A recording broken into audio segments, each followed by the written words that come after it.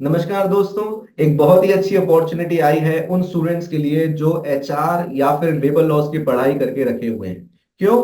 क्योंकि ministry of railway ने railway recruitment board के थ्रू हमें यह बताया है कि इस साल जो कि 2024 है, उसके अंत में अक्टूबर दिसंबर के टाइम पे staff and welfare inspector exam होगा। ठीक है। अब ये गारंटी, ये श्योरिटी कैसे है कि एग्जाम होगा, इसके लिए हमने एक वीडियो बनाया है जो कि डिस्क्रिप्शन में पड़ा है। सबसे पहले वो वीडियो जाके देख लीजिए। हम ऐसा क्यों कह रहे हैं कि आप ये वीडियो पहले देख लीजिए? क्योंकि इस वीडियो में हम सिलेबस की बात करेंगे और सिलेबस को एनालाइज करेंगे कि स्टाफ एंड वेलफेयर इंस्पेक्टर के लिए आखिर पढ़ाई क्या करनी है। ठीक है। एक डिस्क्लेमर मैं आपको दे देता हूं, वो क्या है कि 2019 नोटिफिकेशन में जो सिलेबस दिया था उसी को बेस मान के हमने ये एनालिसिस जो है इस वीडियो में आज करना है। ठीक है। तो मैं सबसे पहले अपनी स्क्रीन शेयर करता हूं और without wasting time let us start our analysis. तो पहली बात तो सिलेबस आपको देखने को कहाँ मिलेगा, मैं आपको वो दिखा देता हूँ। I am sure my screen is shared now. तो सबसे पहले आपको गूगल पे जाना है, वहां पे staff and welfare inspector syllabus डालना है। पहला लिंक आपको ह्यूमन पेरिटस का दिख जाएगा, आपको इस पे जाना है। ठीक है। इस पे अगर आपकी इच्छा है तो आप यहाँ पे सेकंड में ये जो ब्लू लिंक पड़ा है इसमें प्रीवियस नोटिफिकेशन जाके देख सकते हैं और खुद से एनालाइज भी कर सकते हैं कि आखिर वो क्या कहानी है जो हमने आज डिस्कस करी। किसी को इतनी मेहनत नहीं करनी है, वो इस वीडियो में बने रहे, इसमें हम आगे वही चीज डिस्कस करेंगे। ठीक है। तो इसमें जब आप जाओगे आपको यहाँ पे 5 सेक्शन देखने को मिलेंगे। यही 5 सेक्शन आपके सिलेबस का पार्ट है। विद इन द 5 सेक्शन क्या है, वो ये सारी चीजें हैं और इन सारी चीजों की बात हम करेंगे। ठीक है। तो आइए एक एक करके सारे सेक्शंस को समझ लेते हैं। सबसे पहला सेक्शन जो हमें देखने को मिल रहा है दैट इज प्रोफेशनल एबिलिटी। ठीक है। अच्छा, इसके पहले भी मैं आपको दो तीन बातें बता दूं कि एग्जाम पैटर्न से रिलेटेड। एक तो नंबर ऑफ क्वेश्चंस 100 है। ठीक है। इसके बाद हर एक क्वेश्चन 1 मार्क्स का है and there will be negative marking. ठीक है। ये यूजीसी नेट कोड 55 की तरह नहीं है जिसमें there is no negative marking, इसमें नेगेटिव मार्किंग है। ठीक है। और इन्हीं 100 क्वेश्चंस में देयर आर 5 सेक्शन जिनसे ये टोटल क्वेश्चन आपके आएंगे।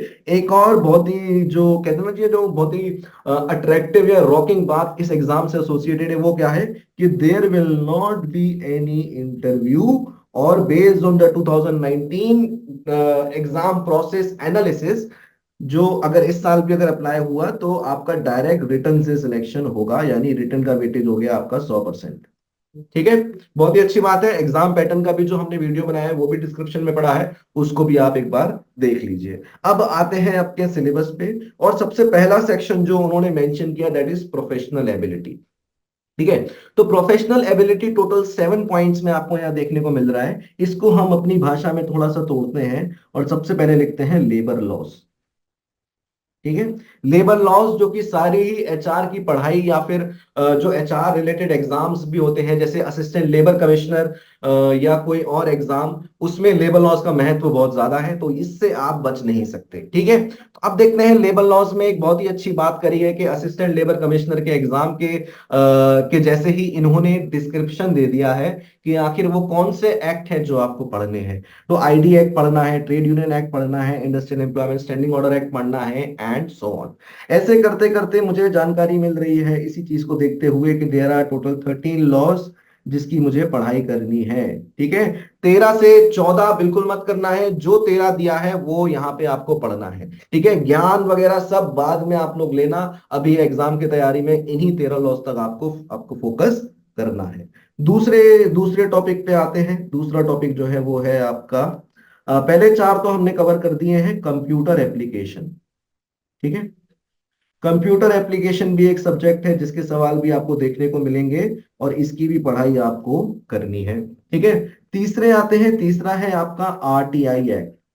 ठीक है। आरटीआई एक्ट जो 2005 में आया था और कई सारे यूपीएससी के जो रिक्रूटमेंट टेस्ट होते हैं उसमें देखने को ये मिलता है, जैसे ईएसआईसी डेप्यूटी डायरेक्टर में आरटीआई एक्ट का सिलेबस में मेंशन था। ठीक है। कई बार ये पॉलिटी के नाम पे भी सवाल पूछा जाता है। ठीक है। तो आरटीआई एक्ट पढ़ना है, जैसे आपने लेबर लॉज के एक्ट पढ़ते हो उसी तरीके से आरटीआई एक्ट को भी आपको तैयार करना है। चौथा पॉइंट जो है वो है आपका नेक्स्ट न्यू पेंशन स्कीम। ठीक है। तो न्यू पेंशन स्कीम भी आपको पढ़नी है। इन्हीं सबको मिला के इन्हीं सबको मिला के there will be total 50 questions जो प्रोफेशनल एबिलिटी में आपके आएंगे।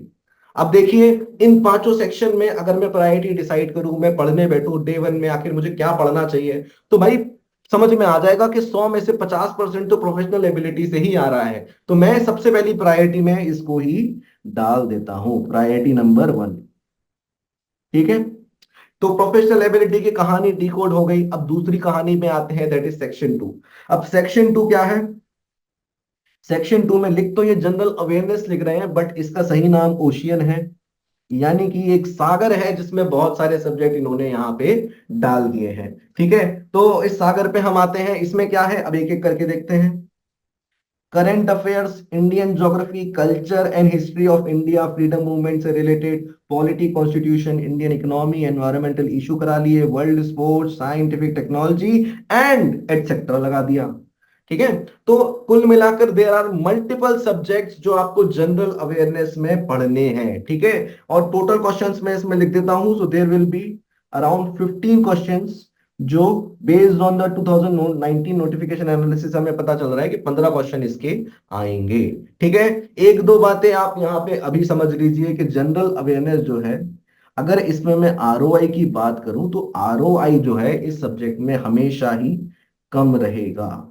ठीक है, आरओआई का मतलब क्या है? आरओआई का मतलब आपका होता है कि जैसे अगर आपने 10 घंटे की पढ़ाई करी, ठीक है, 10 घंटे की पढ़ाई करी, पहले केस में आपने फैक्ट्रीज एक्ट 1948 पूछा, पढ़ा, और इसके आपके यानी लेबर लॉज आपने पढ़ा, और लेबर लॉज पढ़ा आपने, उसमें कई सारे एक्ट्स भी पढ़ सकते हैं, और इसमें अगर 10 सवाल आते हैं तो 10 में से देर इज अ प्रोबेबिलिटी कि आप 7-8 ठीक कर दोगे 10 घंटे की पढ़ाई के बाद। ठीक है, ऐसे ही अगर केस 2 में 10 घंटे की पढ़ाई करूं और जनरल अवेयरनेस पे दूं मैं, तो अब आप लोग मुझे खुद बताइए, सारे लोग ही समझदार हैं, कि 10 में से कितने क्वेश्चन होंगे जो उस टाइम पे बनेंगे, and that number will be around, अगर अप्रोक्सीमेट लगाया जाए, 3 से 4। ठीक है, तो that is the meaning of ROI. ठीक है, तो अगर प्रोफेशनल एबिलिटी और जनरल अवेयरनेस को मैं दोनों में तराजू में रखूं, और पहले मुझे क्या पढ़ना है, पहला मेरा ध्यान किस तरफ जाना है, तो वो ध्यान आपका जाना है प्रोफेशनल एबिलिटी की तरफ। ठीक है, तो आरओआई का फंडा आपको यहाँ पे आई बिलीव के समझ में आ गया होगा। हम एक काम और करेंगे इस वीडियो के, जब भी हम 3-4 चीजें डिस्कस कर लेंगे ना, will also try to set up priority कि आखिर पहले क्या पढ़ना है, दूसरा क्या पढ़ना है, तीसरा क्या पढ़ना है। ठीक है, तो ये बात हो गई। अब आते हैं तीसरी बात पे। तो तीसरी बात जो है, इसमें दो सेक्शन है जो मैंने कंबाइंड कर दिए हैं। एक है जनरल इंटेलिजेंस एंड रीजनिंग, दूसरा है आपका मैथमेटिक्स। ठीक है, तो जनरल इंटेलिजेंस एंड रीजनिंग के सवाल हैं आपके 15, और मैथमेटिक्स के आपके सवाल हैं 10। ठीक है, तो टोटल आपके 25 सवाल आ जाते हैं।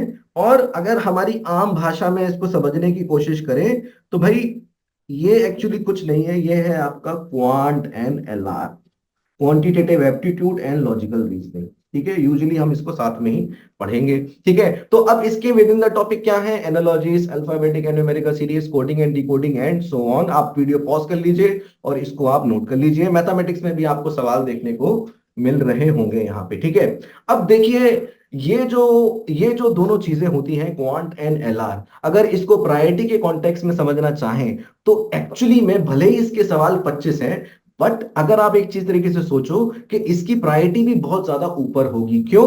क्योंकि अगर आपको जैसे यहाँ पे नंबर सिस्टम लिखा है, अगर आपको नंबर सिस्टम का सवाल आता है तो फिर आप उसको सही मार्क करके आओगे, अगर आपको नहीं आता है तो आप सही मार्क करके नहीं आओगे। यानी कि ये रटने का सब्जेक्ट नहीं है, ये केवल और केवल इसमें डिपेंड करेगा, या तो आपको आता है या तो आपको नहीं आता है। देयरफॉर यहाँ पे श्योरिटी आपको मिलेगी कि अगर ये सवाल सही है तो ये सवाल सही है, यहाँ पे कुछ प्रोबेबिलिटी नहीं होगी। That is why quant and LR का जो प्रायोरिटी रहती है वो हमेशा ऊपर रहती है। बट हम इसको प्रोफेशनल एबिलिटी के नीचे डाल देते हैं, क्योंकि उसमें 50 है, इसमें 25 है। तो जो मैं अपनी बात यहाँ पे कहना चाह रहा हूं कि अगर आप सोच रहे हो कि मैं क्वांट एंड एलआर को इग्नोर कर देता हूं, तो वो काम बिल्कुल मत करना। ठीक है, बिल्कुल भी इस चीज को इग्नोर मत करना। ठीक है, इसके लिए आपको वो टॉपिक आना चाहिए, वो पढ़ाई आनी चाहिए, तभी आप इसमें सही करोगे। ठीक है, तो आगे बढ़ते हैं हम, नेक्स्ट उसमें आते हैं। ठीक है, नेक्स्ट है आपका पांचवा section, that is general science. अब जनरल साइंस के सवाल जो उन्होंने दिए, पहली बात तो दिए 10, और जनरल साइंस को मैं कहता हूं जुगाड़। ठीक है, जुगाड़ मैं यहां पे क्यों कह रहा हूं, क्योंकि देखिए इसको भी वो लोग जनरल अवेयरनेस में डाल सकते थे और अगेन वो कहानी मिक्सअप हो जाती। पर इन्होंने क्या किया, जनरल साइंस को अलग से दे दिया, यानी कि आप अप टू 10th स्टैंडर्ड की बुक पढ़िए और वो 10 के 10 सवाल सही होने की प्रोबेबिलिटी ज्यादा हो जाएगी। तो इसके लिए या तो आप एनसीईआरटी की किताब उठाना, 6th क्लास से उठाना, मतलब उठा के पढ़ना चालू कर सकते हैं, या फिर आप ह्यूमन पेरिटस की वेबसाइट पर जाके वो कोर्स को देख सकते हैं, जिसकी बात भी हम करेंगे कि आखिर उस कोर्स में क्या क्या है। एंड मजा, and let me also take you there, ठीक है, मैं आपको वहीं ले चलता हूँ। तो बेसिकली ह्यूमन पेरिटस जो है, आपको ह्यूमन पेरिटस के होम पेज पे जाना है और यहाँ पे जाके आपको गिव मी अ मिनट, यहाँ पे स्टाफ एंड वेलफेयर इंस्पेक्टर का आपको कोर्स देखने को मिल जाएगा। अब इस कोर्स में हम कैसे क्या क्या दे रहे हैं, उसमें क्या है वो आप देख लीजिए, जैसे वीडियो दे रहे हैं, बुक्स दे रहे हैं, प्रैक्टिस क्वेश्चन दे रहे हैं। अब ये किस तरीके से हम देंगे, हम इसको भी इस वीडियो में हम समझ लेते हैं। तो जब आप हमसे हमारे साथ एनरोल होगे, हम आपको क्रेडेंशियल्स देंगे और आपको इस पेज पे आपको सीधे लैंड कराएंगे। अब यहाँ पे देखिए, यहाँ पे आपको सब्जेक्ट देखने को मिल जाएंगे, कंप्यूटर है, करंट इवेंट्स है, जनरल साइंस है, इंडियन कॉन्स्टिट्यूशन है, फ्रीडम मूवमेंट है, लेबर लॉज है, ठीक है। तो जनरल साइंस में अगर आप जाओगे तो आपको सीधे एक ही जगह सारे टॉपिक्स पढ़ने को मिल जाएंगे, metals, acid base, metal and non metal and so on, ठीक है। तो या तो आप एनसीईआरटी की पूरी किताब पढ़ लीजिए 6 से 10 तक, वो भी चलेगा। अगर आप टारगेटेड और अच्छे से पढ़ाई करना चाहते हैं तो आप हमारे साथ एनरोल कर सकते हैं और इन कोर्सेज को देख सकते हैं, ठीक है। तो ये हो गया जनरल साइंस। मैं पीछे जाके आपको एक बार लेबर लॉज भी दिखा देता हूं। इसी तरीके से लेबर लॉज भी आपको टॉपिक्स देखने को मिल जाएंगे, introduction, constitution provisions and so on, ठीक है। अब फैक्ट्रीज एक्ट में जब मैं जाता हूं तो मुझे क्या देखने को मिलता है, मुझे क्लासेस देखने को मिलती है, मुझे बुक देखने को मिलती है और मुझे क्विज देखने को मिलता है, ठीक है। तो अब ये हो गई हमारी कोर्स की बात के किस तरीके से हमारा कोर्स है। हम वापस आते हैं और एक बार अपनी प्रायोरिटी लिस्ट जो हमने डिस्कस करी, इसको हम सेट कर लेते हैं, ठीक है। तो सबसे पहले प्रायोरिटी में अगर मैं डालूं तो प्रायोरिटी 1 जो है, दैट इज, कोई डाउट ही नहीं है, प्रोफेशनल एबिलिटी की बात कर लो, ठीक है। यानी labour laws, computer application, NPS, वो देखना है। Priority 2, again maths and reasoning, quant and LR, ये भी नॉन निगोशिएबल है, दोनों ही आपको अच्छे से तैयारी करना है। प्रायोरिटी 3 में मैं डालूंगा 3 यानी साइंस को, ठीक है, साइंस को डालूंगा मैं। और देन अगेन जब आपकी ये तीनों चीजें अच्छे से हो जाए तब आप कूदिए प्रायोरिटी 4 में, दैट इज जनरल अवेयरनेस, ठीक है।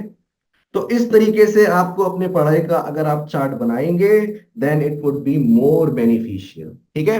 अब अगर आप ये जानना चाहते हैं कि ह्यूमन पेरिटस कैसे तैयारी कराता है, स्टाफ कैसे तैयारी कराता है, करा रहा है स्टाफ एंड वेलफेयर इंस्पेक्टर की, या फिर हम लोग एचआर सब्जेक्ट की तैयारी काफी टाइम से करा रहे हैं, even in the assistant labour commissioner exam का रिजल्ट जो अभी आया है उसमें every second student was from humanities, ठीक है। तो अब हम जाएंगे वेबसाइट पे और वेबसाइट पे आप हमारी टीम से कांटेक्ट करिए, और बजाय इसके कि आप हमारे से फोन पे समझें या आप हमारे साथ वेबसाइट पे समझें, आप हमसे एक दिन का ट्रायल लीजिए। हम आपको एक दिन का ट्रायल देंगे इस कोर्स का, और खुद से आप क्लास चला के देखिए कि आपको कितना समझ में आ रहा है, खुद से आप किताब पढ़ के देखिए कि आपको कितना समझ में आ रहा है, एंड सवाल किस तरीके से आपको प्रैक्टिस करनी होगी। So that is all for the syllabus analysis. All the best.